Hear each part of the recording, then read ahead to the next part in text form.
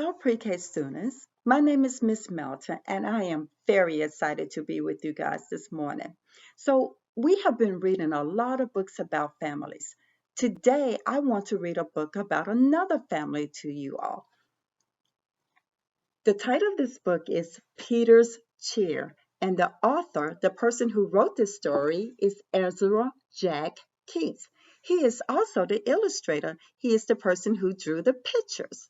And so, this is Peter, and it looks like Peter has all of his special things outside on the sidewalk. I even noticed that Peter has his special chair out there. I am wondering why Peter has all his things outside on the sidewalk. Let's read and find out.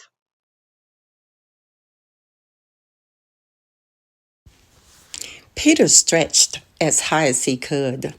There, his tall building was finished.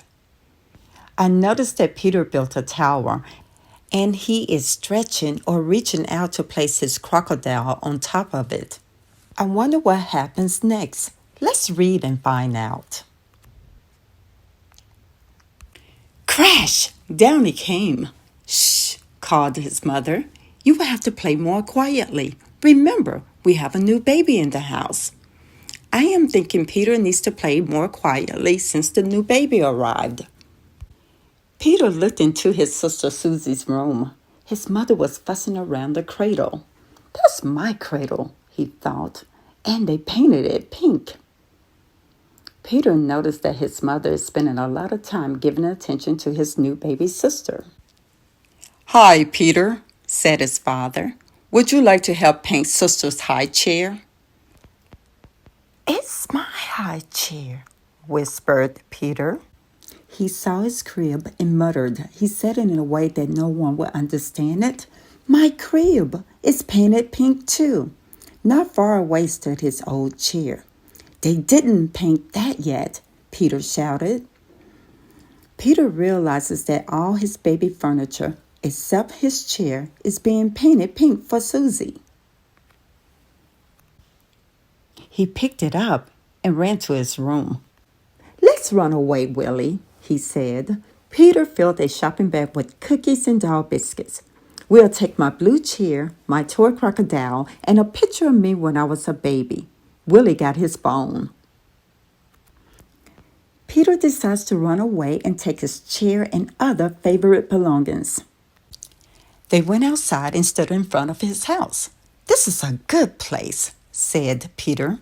He arranged his things. He put them in a special place very nicely and decided to sit in his chair for a while. But he couldn't fit in the chair. He was too big. Peter tries to fit in the chair, but he realizes that he's too big for it. He has outgrown it. I think that Peter has not used this little chair for a long time, or else he would know that it is too small for him.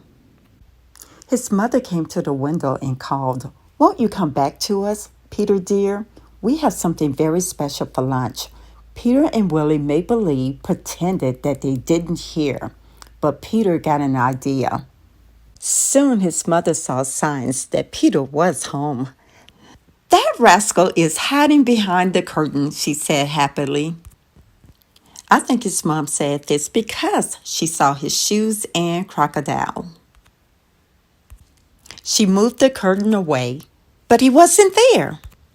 Here I am, shouted Peter. I think Peter played this trick on his mother to get her attention. Peter sat in a grown-up chair. His father sat next to him. Daddy, said Peter, let's paint the little chair pink for Susie. Peter sits in the grown-up chair next to his dad and tells his dad that now he wants to help him paint the chair for Susie. I am thinking Peter likes the grown-up chair because his dad can easily put his arm around him. If he was sitting in his small chair, his dad wouldn't be able to do that. And they did. Peter is helping his dad paint the chair for Susie.